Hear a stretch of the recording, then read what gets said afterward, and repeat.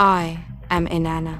Before Greece raised its temples, before Zeus held the thunderbolt, there was Sumer, and we, the first gods. My people vanished 4,000 years ago, but their myths lived on, carried across lands and languages. So hear me now.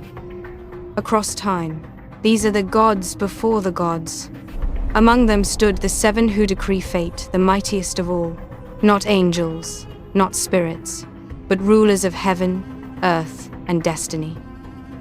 In the beginning were An, the sky, and Ki, the earth.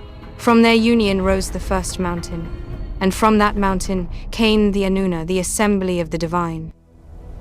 Then Enlil, lord of air and storm, who split heaven from earth and shaped the destiny of kings. His power echoes later in Zeus. Enki, master of wisdom and the deep waters. Fragments of him survive in Poseidon, and in every myth of a god who creates through knowledge. Nanna, the moon, keeper of time and fate. His glow resurfaces in later moon deities, Selene, perhaps, or Hecate. Utu, the sun, judge of truth, seeing every deed from horizon to horizon. He appears later in Helios, and then in Apollo. And then I, Inanna, goddess of love, war, justice, and power, known as Ishtar in Babylon. I later appeared in Greece as two separate deities, Aphrodite and Artemis. Beyond the seven who decree fate, the pantheon held nearly 50 other divine powers, gods honored each day by ordinary people. These gods carried the wishes of mortals to the high divine council. The Great Seven received prayers only once a year, at the spring equinox.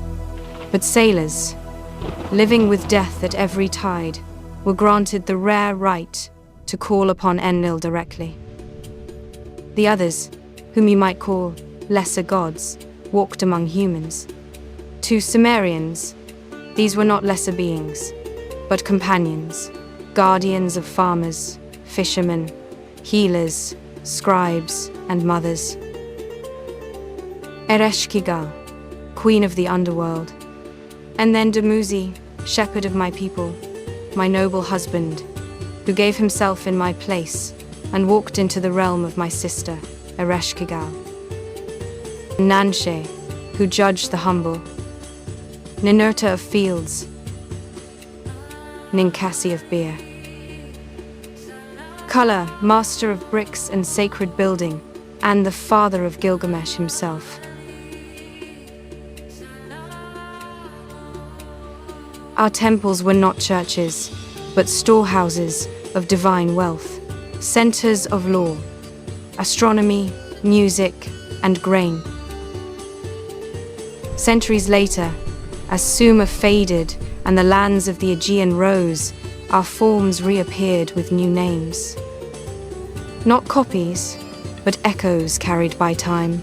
Civilizations borrow, stories migrate, and gods travel farther than nations.